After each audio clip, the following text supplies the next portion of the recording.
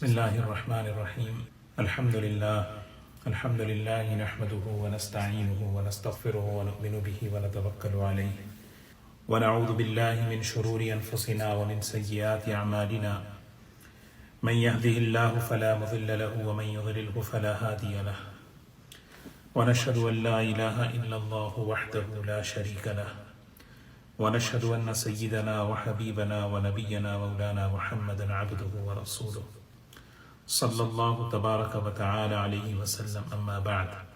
قابل احترام بزرگ و دوستو، حضرات صحابہ اکرام میں حضور اکرم صلی اللہ علیہ وسلم سے مشابہت رکھنے والے کچھ صحابہ ہیں۔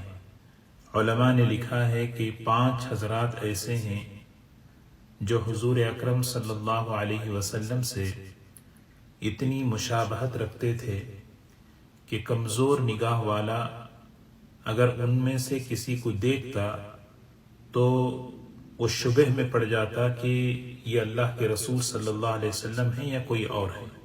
ایک حضرت ابو سفیان ہیں، دوسرے حضرت عباس کے بیٹے قثم ہیں، اور تیسرے امام شافعی رحمۃ اللہ علیہ کے دادا ہیں سائب ابن عبید رضی اللہ تعالی عنہ، اور چوتھے حضور اکرم صلی اللہ علیہ وسلم کے نواسے حضرت حسن رضی اللہ تعالی عنہ، اور 5ویں ہیں حضرت جعفر رضی اللہ تعالی عنہ۔ اور فرمایا کہ حضرت جعفر رضی اللہ تعالی عنہ ان 5 میں سب سے زیادہ حضور صلی اللہ علیہ وسلم سے مشابہت رکھتے تھے۔ ترمذی کی روایت ہے، ایک مرتبہ خود حضور اکرم صلی اللہ علیہ وسلم نے فرمایا کہ جعفر اشبہت خلقی و خلقی، فرمایا کہ جعفر تمہاری شکل و صورت اور تمہارے جو اخلاق اور عادات ہیں وہ بالکل میرے مشابہ ہیں۔ سبحان اللہ، سوچیں حضرت جعفر رضی اللہ تعالی عنہ شکل و صورت کے اعتبار سے، عادات و اطوار کے اعتبار سے اللہ کے رسول صلی اللہ علیہ وسلم کے بالکل قریب، یہ اللہ کے رسول صلی اللہ علیہ وسلم کے چچا زاد بھائی تھے۔ حضور اکرم صلی اللہ علیہ وسلم کے چچا ابو طالب، جو قریش کے بہت ہی معزز اور بلند مرتبے والے شخص، لیکن غریب تھے، غربت تھی، تنگدستی بہت زیادہ تھی، زیادہ بچے والے تھے۔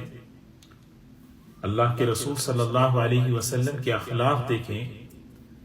ایک مرتبہ حضور صلی اللہ علیہ وسلم نے اپنے چچا عباس سے کہا کہ چچا ابو طالب کی حالت بہت کمزور ہے، مالی اعتبار سے عیالدار ہیں، بچے والے ہیں، ہمیں کچھ فکر کرنا چاہیے، ان کے بوجھ کو ہلکا کرنا چاہیے اور ان کی ذمہ داریوں کو لینا چاہیے۔ کیا انہیں کیسی حضور اکرم صلی اللہ علیہ وسلم کے اخلاق دیکھیں، کتنی بڑی سعادت اور کتنی بڑی خوش نصیبی ہے۔ اللہ تعالیٰ اگر ہم میں سے کسی کو یہ توفیق دے دے کہ ہم کسی غریب گھر کی کفالت کی ذمہ داری لے لیں، کسی غریب گھر کے کا خرچہ لے لیں، کسی ضرورت مند کی ضرورت کی ذمہ داری اٹھا لیں، یہ اللہ کے رسول صلی اللہ علیہ وسلم کے نبوت سے پہلے یہ اخلاق ہے۔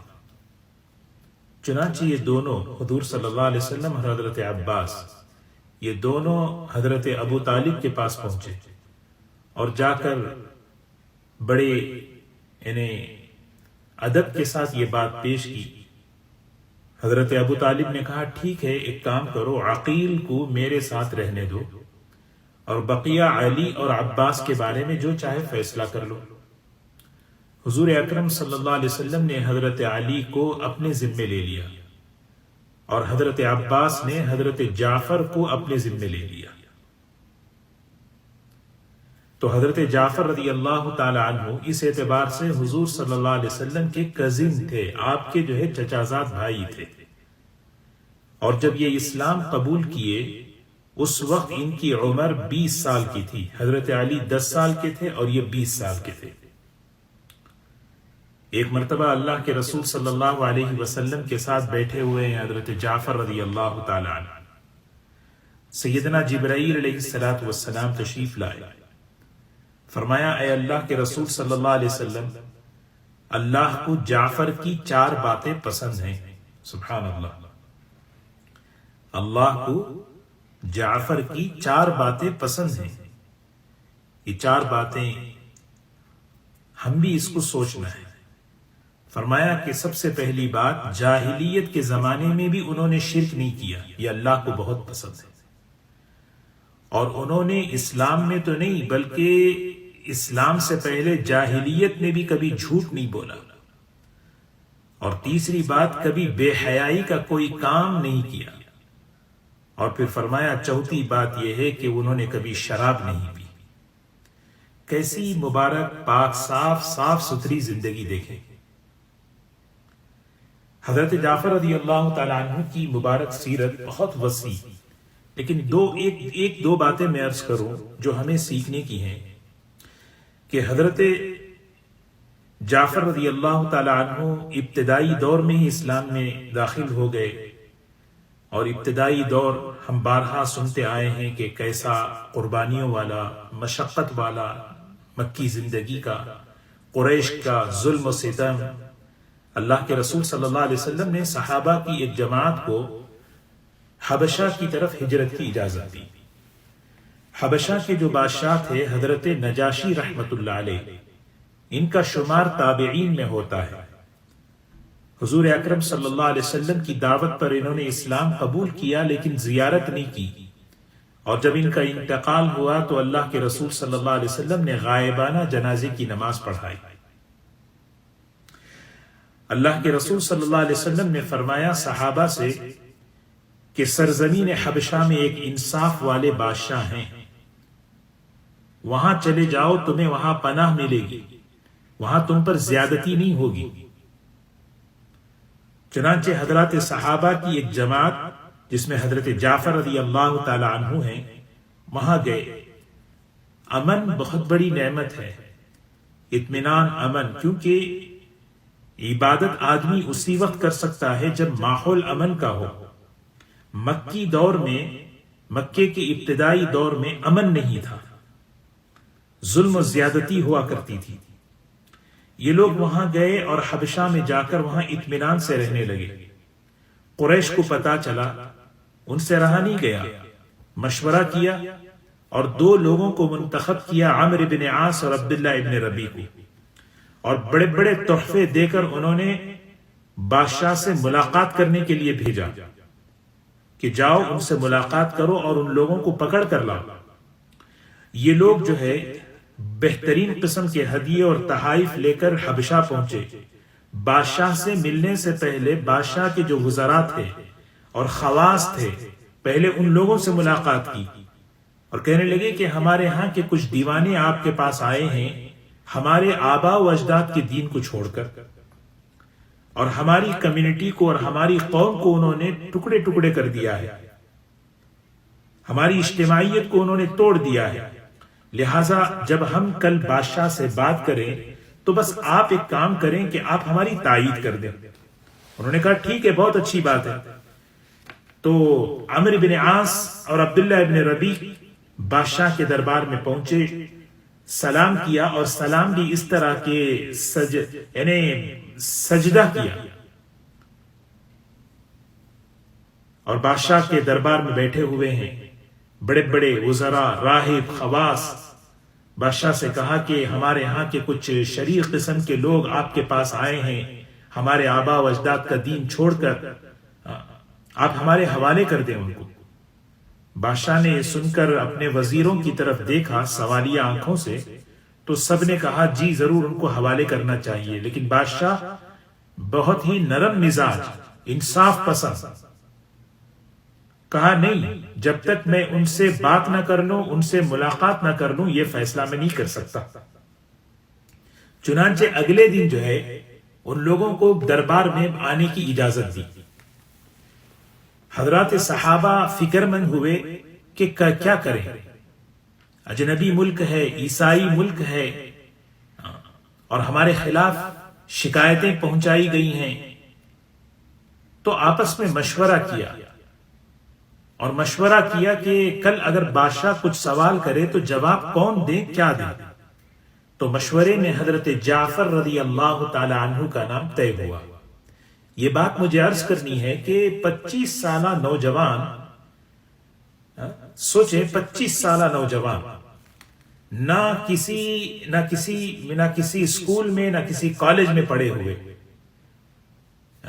صرف اور صرف حضور اکرم صلی اللہ علیہ وسلم کی صحبت کا نتیجہ، آپ کے فیض کی برکات ہیں۔ شاہی دربار کبھی زندگی میں نہیں دیکھا ہے۔ شاہی دربار میں بادشاہ کے سامنے اسلام کا، اللہ کے دین کا ایسا تعارف انہوں نے کرایا، ایسا جامع تعارف، شاید کہ اس سے پہلے اور اس کے بعد کوئی ایسا تعارف کرا سکے۔ ایک ہمارے لیے اس میں ایک بہت بڑی رہبری ہے کہ غیر مسلموں کے سامنے اسلام کا کیسے تعارف کرانا چاہیے۔ جو تعارف حضرت جعفر رضی اللہ تعالی عنہ نے نجاشی دربار میں سب کے سامنے، بغیر کسی دربار کے اور بادشاہ کے متاثر ہوئے بغیر، کیونکہ ایمان والا سب سے زیادہ اس کا دل اللہ سے متاثر ہوتا ہے۔ جب دل اللہ سے تأثر لیتا ہے تو اللہ کے غیر کا تأثر دل سے نکل جاتا ہے۔ چنانچہ ان کو بلایا گیا۔ حضرت جعفر فرماتے ہیں کہ جب ہم بادشاہ کے دربار میں گئے تو ہم نے سلام کیا، تو کسی نے کہا کہ تم نے سجدہ کیوں نہیں کیا؟ حضرت جعفر کہنے لگے کہ ہم اللہ کے علاوہ کسی کو سجدہ نہیں کرتے۔ سبحان اللہ، کیسی ہمت اور کیسا عزم دیکھیں، ذرا بھی متاثر ہوئے بغیر حالات سے اور چیزوں سے اور بادشاہ کے دربار سے۔ تو بادشاہ نے کہا ٹھیک ہے بیٹھو۔ تو بادشاہ نے دوسرا سوال کیا کہ بھئی کہ بتاؤ وہ کون سا دین ہے جو تم اپنے آبا و اجداد کے دین کو چھوڑ کر ایک نیا دین اختیار کر لیے ہو۔ اب حضرت جعفر رضی اللہ تعالی عنہ کی جو تقریر تھی، ایسی بہترین تقریر بادشاہ کے دربار میں عیسائی ملک کے اندر، کہنے لگے ایھا الملک کننا قوما جاہلیہ نعبد الاسنام ونأتی الفواحش ونأکل المیت ونقطع الارحام ونسیء الجوار یأکل القوی منا الضعیف۔ سب سے پہلے اپنا تعارف فرمایا کہ ہم کون تھے، پھر اللہ کے رسول صلی اللہ علیہ وسلم کا تعارف فرمایا، پھر اس کے بعد انہوں نے بتایا کہ آپ کے ذریعے سے ہمیں کیسی پاکیزہ زندگی ملی۔ بخاری شریف کے اندر اور حدیث کی تمام کتابوں میں یہ واقعہ اور حضرت جعفر رضی اللہ تعالی عنہ کی تقریر موجود ہے۔ کہنے لگے کہ اے بادشاہ سلامت، ہم نے اپنے لیے کوئی نیا دین اختیار نہیں کیا، بات اصل یہ ہے کہ ہمارے پاس حضرت محمد صلی اللہ علیہ وسلم اللہ کی طرف سے ایک پاکیزہ زندگی لے کر آئے، جو زندگی ہدایت پر، جو زندگی طہارت اور تقوی پر اور پاکیزگی پر اور حقوق کی بنیاد پر، وہ زندگی ایسی تھی کہ ہم اندھیروں میں تھے۔ کہنے لگے کہ ہم جاہل تھے، بے حیائی والی زندگی گزار رہے تھے، پڑوسیوں کے حقوق ادا نہیں کر رہے تھے، ہم نے کا جو طاقتور تھا وہ کمزوروں پر ظلم کرتا تھا، گناہوں میں ملوث تھے۔ سبحان اللہ، سب سے پہلے اپنی جاہلیت کی زندگی بتا رہے ہیں۔ ہم بے حیائی کا کام کرتے تھے، پڑوسیوں کی حق تلفی کرتے تھے، ظلم و زیادتی کرتے تھے، یہ ہماری کننا علی ذالک، ہم ایسے گرے پڑے تھے۔ سوچے دوستو، اسلام اگر نہ ہوتا تو زندگیاں کیسی ہوتی، اسلام نہ ہوتا تو اخلاق کیا ہوتے۔ پھر حضرت جعفر رضی اللہ تعالی عنہ نے پھر حضور اکرم صلی اللہ علیہ وسلم کا تعارف فرمایا، حتی بعث اللہ الینا رسولا، یہاں تک کہ اللہ نے ہم میں ایک ایسے رسول صلی اللہ علیہ وسلم بھیجے جو ہمیں میں کے تھے، نعرف نسبہ، ہم ان کے خاندان کو جانتے تھے، ہم ان کی سچائی کو، ان کی امانت کو، ان کی پاک دامنی کو، ان کی عفت کو ہم جانتے تھے، اور انہوں نے ہمیں ایک اللہ کی وحدانیت کی دعوت دی اور ایک اللہ کی عبادت کی دعوت دی۔ اور جانتے ہیں آپ انہوں نے ہمیں کس چیز کی دعوت دی؟ وَأُمِرْنَا بِصِدْقِ الْحَدِيثِ، اسلام کا تعارف فرما رہے ہیں، ہمیں حکم دیا اب سچ بولو، امانت ادا کرو، رشتوں کو جوڑو، پڑوسیوں کے ساتھ اچھا برتاؤ کرو، حرام سے اپنے آپ کو بچاؤ، بے حیائی کے کاموں سے اپنے آپ کو بچاؤ، یتیموں اور ناحق مال کھانے سے اپنے آپ کو بچاؤ، نہانا عن الفواحش وقول الزور، بے حیائی اور جھوٹ باتوں سے اپنے آپ کو بچاؤ۔ یہ ہم نے ان کی باتوں کو قبول کیا، ان کی رسالت پر ایمان لائے، جس بات کو انہوں نے حلال کہا ہم نے اس کو حلال مانا، جس بات کو انہوں نے حرام کہا ہم نے اس کو حرام جانا۔ جب ہم نے اس دین کو قبول کیا تو ان لوگوں نے ہم پر ظلم و ستم کی انتہا کر دی، یہاں تک کہ مکے کی زمین ہم پر تنگ ہو گئی، اور ہم آپ کے پاس آپ کے ملک میں پناہ لینے کے لیے آئے ہیں، اس لیے کہ ہم نے سنا ہے آپ کا ملک انصاف والا ملک ہے، یہاں پر کسی کی زیادتی نہیں ہوتی۔ یہ حضرت جعفر رضی اللہ تعالی عنہ کی یہ تقریر تھی۔ بادشاہ سنا حضرت جعفر کی بات، بہت متاثر ہوا۔ پھر بادشاہ نے کہا کہ اچھا تمہارے نبی کے پاس کوئی ایسا کلام ہے جو تم جانتے ہو بطور نمونے کے، اگر کچھ ہے تو سناؤ۔ حضرت جعفر رضی اللہ تعالیٰ عنہ 25 سالہ نوجوان ہیں، کیا حکمت ہے، کیا موقع شناسی ہے، موقع کے اعتبار سے کون سی بات کب کرنا کیا کرنا۔ اس موقع پر انہوں نے سورہ مریم کی تلاوت شروع کی۔ سورہ مریم کی تلاوت جب شروع ہوئی، پڑھتے رہے یہاں تک کہ بادشاہ کا دل نرم ہو گیا۔ فرمایا کہ آنکھوں سے آنسو جاری ہو گئے، دربار میں جتنے راہب وزراء سب کے سب رونے لگے۔ اور پھر بادشاہ نے کہا، نجاشی رحمت اللہ علیہ نے کہا، بعد میں چل کر یہ رحمت اللہ علیہ بنے، فرمایا دیکھو یہ جو کلام تم نے پڑھا ہے، یہ جو کلام تم نے پڑھا اور وہ کلام جو حضرت عیسیٰ علیہ السلام پر اترا، دونوں ایک ہی چراغ سے نکلے ہوئے نور ہیں، دونوں کی روشنی ایک ہی ہے، چراغ ایک ہی ہیں۔ پھر بادشاہ نے کہا ان لوگوں کی طرف دیکھ کر جو مکے سے آئے ہوئے تھے، ایسے نیک لوگوں کو میں تمہارے حوالے نہیں کر سکتا، نکل جاؤ یہاں سے۔ عمرو بن عاص کہتے ہیں کہ ہم نے ہمت نہیں ہاری، ہم نے دوسرا پینترا، دوسری سازش رچی۔ ہم نے بادشاہ سے کہا یہ حضرت عیسیٰ علیہ السلام کو برا کہتے ہیں، ان پر الزام لگاتے ہیں۔ بادشاہ نے پوچھا حضرت عیسیٰ علیہ السلام کے بارے میں کیا کہتے ہو؟ حضرت جعفر رضی اللہ تعالی عنہ کھری کھوٹ بات، صاف بات، ایسا نہیں ہے کہ کچھ جو ہے بالکل جو ہے عیسائیوں کی رعایت کرتے ہوئے، نہیں، حضرت جعفر رضی اللہ تعالی عنہ نے فرمایا ہمارا عقیدہ حضرت عیسیٰ علیہ السلام کے بارے میں یہ ہے کہ ہمارے نبی نے بتایا وہ اللہ کے بندے ہیں، اللہ کے رسول ہیں، اللہ کا کلمہ ہے، القاہا الی مریم وروح من، اللہ نے حضرت مریم پر القا کیا ہے، حکم ڈالا ہے، بغیر باپ کے وہ پیدا ہوئے ہیں۔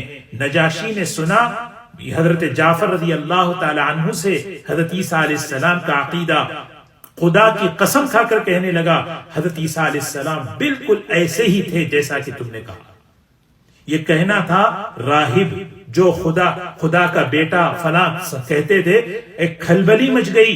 بادشاہ نے غصے میں کہا سچی بات تو یہی ہے جو آج جعفر نے کہی ہے، یہی بات ہے۔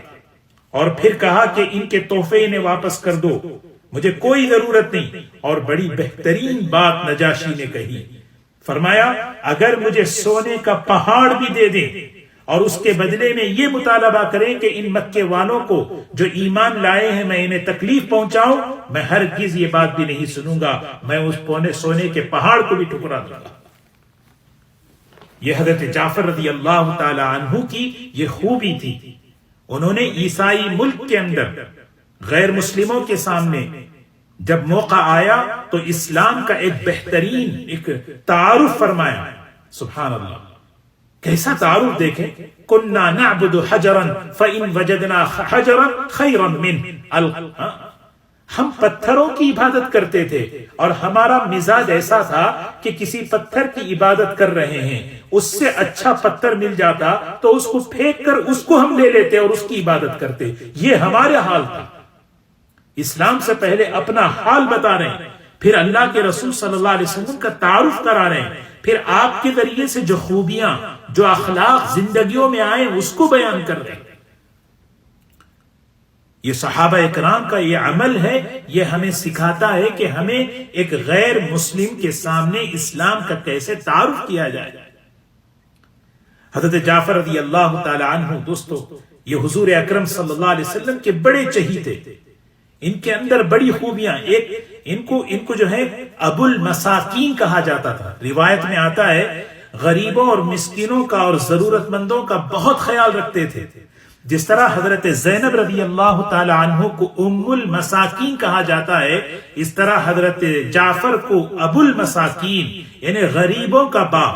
حضرت ابو ہریرہ رضی اللہ تعالی عنہ کی روایت ہے، کان اخیر الناس للمساکین، لوگوں میں سب سے بہترین خیر کا معاملہ کرنے والے مسکینوں کے ساتھ حضرت جعفر تھے.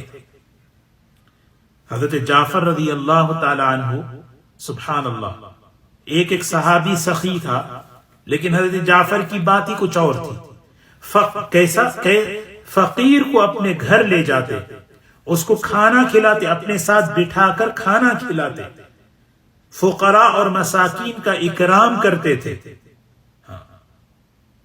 فقراء کا ایک بات یاد آئی، حضرت مولانا عمر صاحب پالنپوری رحمت اللہ علیہ بڑی عجیب بات فرمایا کرتے تھے. مسجد کا اکرام ہم کرتے ہیں، مسجد کا احترام ہم کرتے ہیں. کیوں؟ اس لیے کہ ہماری عبادت کے ادا کرنے کی جگہ ہے. نماز فرض ہے، فرض نماز کے ادائیگی کی وہ جگہ ہے جس کی وجہ سے اس مسجد کا احترام، اس مسجد کا اکرام ہم کرتے ہیں. فرمایا فقیر کا اکرام کرنا بھی ضروری ہے، اس لیے کہ زکوٰۃ فرض ہے. اس زکوٰۃ کی عبادت کے پورا ہونے کا ذریعہ فقراء اور مساکین ہیں. اسی لیے مسجد کی بے احترامی کوئی نہیں کرتا، اسی طرح فقراء کی بھی بے احترامی اور بے اکرامی نہیں کرنی چاہیے. جب زکوٰۃ دیں، جب صدقہ دیں، بڑے اکرام کے ساتھ. نعم الامیر علی باب الفقیر، بہترین مالدار وہ ہے جو غریب کے دروازے کے پاس جا کر پیسہ دے. زکوٰۃ تو ہماری فرض چیز ہے. آج ہمارے ایک دوست نے ایک بہترین دعا بھیجی، حدیث کی کتابوں میں یہ دعا موجود ہے. زکوٰۃ دینے والا، صدقہ دینے والا دینے کے بعد یہ دعا پڑھے، اللہم اجعلها مغنما ولا تجعلها مغرما. اور لینے والے کے لیے بھی دعا سکھائی، آجرک اللہ فیما اعطیت وجعلہ لک طہورا وبارک لک فیما ابقیت. اللہ تمہیں اس کا بہترین اجر عطا فرمائے، اللہ تمہارے بقیہ مال کو پاک کر دے، اللہ تمہارے بقیہ میں برکتیں عطا فرمائے. کتنی بہترین. اللہم اجعلہا مغنما، اے اللہ اس کو برکت کا، اس صدقے کو، اس زکوٰۃ کو صدقے کا ذریعہ بنا. مغنم کہتے ہیں مثمرن، پھل، جیسے کوئی درخت پھل دیتا ہے، ایک بیج سے کئی پھل نکلتے ہیں. اے اللہ اس زکوٰۃ سے کئی برکتیں مجھے ملیں، اس کو باعث غنیمت بنا. ولا تجعلها مغرما، مغرم کہتے ہیں نقصان کا، بوجھ کا، تاوان کا سبب نہ بنا. کہ میں کیونکہ قیامت کے قریب ایک زمانہ آئے گا، اس کی علامت حضور صلی اللہ علیہ وسلم نے بتائی کہ وَالزَّكَاةُ مَغْرَمًا، زکوٰۃ کو بوجھ سمجھا جائے گا. حضرت جعفر رضی اللہ تعالی عنہ اپنے غریبوں کا اتنا احترام کے گھر لے جاتے اور انہیں لے جا کر ان کا اکرام کرتے تھے. ایک بات آخر میں عرض کر کے اپنی بات ختم کروں. بالکل 20 سال کی عمر میں اسلام میں داخل ہوئے، 25 سال کی عمر میں حبشہ کی ہجرت ہوئی، بہت کم عمر، یہاں تک کہ غزوہ موتا جس میں 3 بڑے صحابہ شہید ہوئے، 3000 صحابہ کرام، 1,00,000 رومیوں کے مقابلے کے لیے جماعت بنی تھی. زید بن حارثہ، جعفر بن ابی طالب، عبداللہ بن رواحہ، یہ تینوں کے تینوں شہید. جس وقت حضرت جعفر کی شہادت ہوئی اس وقت ان کی عمر 41 سال کی تھی. حضور اکرم صلی اللہ علیہ وسلم کو خبر پہنچی کہ جعفر شہید ہو گئے. آپ کو بہت بہت صدمہ ہوا. تعزیت کے لیے اپنے چچازاد بھائی کے گھر آئے. حضرت جعفر کی بیوی حضرت اسماء بنت عمیس رضی اللہ تعالی عنہ خود فرماتی ہیں اس وقت کا واقعہ کہ میں نے سنا وہ لشکر جو موتا گیا ہوا تھا وہ واپس آ رہا ہے. میں نے سوچا کہ میرے شوہر آ رہے ہیں. میں نے اپنے گھر کے اندر ان کے استقبال کی تیاری کی. گھر کی صفائی، بچوں کو تیار کیا، کھانے بہترین قسم کے بنائے کہ میرے شوہر جعفر ابن ابی طالب اللہ کے راستے سے واپس آ رہے ہیں. فرماتی ہیں اچانک حضور اکرم صلی اللہ علیہ وسلم گھر تشریف لائے اور فرماتی ہیں کہ میں نے دیکھا کہ آپ کے چہرے پر ایک عجیب سی اداسی اور غم چھایا ہوا ہے. میرے دل میں مختلف قسم کے اندیشے اور وسوسے آنے لگے. پتہ نہیں کیا بات ہے، پوچھنے بھی ڈر لگ رہا تھا، پتہ نہیں کوئی کیا بات ہو، بس گھبرا رہی تھی. آپ نے فرمایا بچے کہاں ہیں، بچوں کو بلاؤ. حضرت اسماء رضی اللہ تعالی عنہ فرماتی ہیں میں بچوں کو بلائی تو بچے دوڑتے ہوئے مسکراتے ہوئے حضور اکرم صلی اللہ علیہ وسلم سے لپٹ گئے. کوئی گود میں چڑھ رہا، کوئی کندھے پر چڑھ رہا ہے. بچے ایک دوسرے کو دھکم دھکا دے رہے ہیں آپ کے ساتھ کھیلنے اور آپ سے لپکنے کے لیے. حضرت اسماء فرماتی ہیں آپ نے میرے بچوں کو سینے سے لگایا اور آنکھوں سے آنسو بہنے لگے. میں نے پوچھا بی ابی و انت امی ما یبکیک یا رسول اللہ، میرے ماں باپ آپ پر قربان، آپ رو کیوں رہے ہیں؟ جعفر کی خیریت تو ہے؟ میں نے ڈرتے ہوئے پوچھا. فرمایا اسماء وہ اللہ کے راستے میں شہید ہو گئے. حضور اکرم صلی اللہ علیہ وسلم نے حضرت اسماء کو تسلی دی اور دعا دی. فرمایا اللہ تمہیں صبر دے، اللہ جعفر کی اولاد کی مدد فرما، اے اللہ جعفر کے پیچھے ان کے گھر کی کفالت فرما. حضور اکرم صلی اللہ علیہ وسلم نے فرمایا اسماء کہ جانتی ہو تمہارے شوہر کو اللہ نے کیا مقام دیا؟ پھر فرمایا رأیت جعفرا یطیر فی الجنت مع الملائکہ، میں نے جعفر کو دیکھا جنت میں وہ اڑ رہے ہیں فرشتوں کے ساتھ.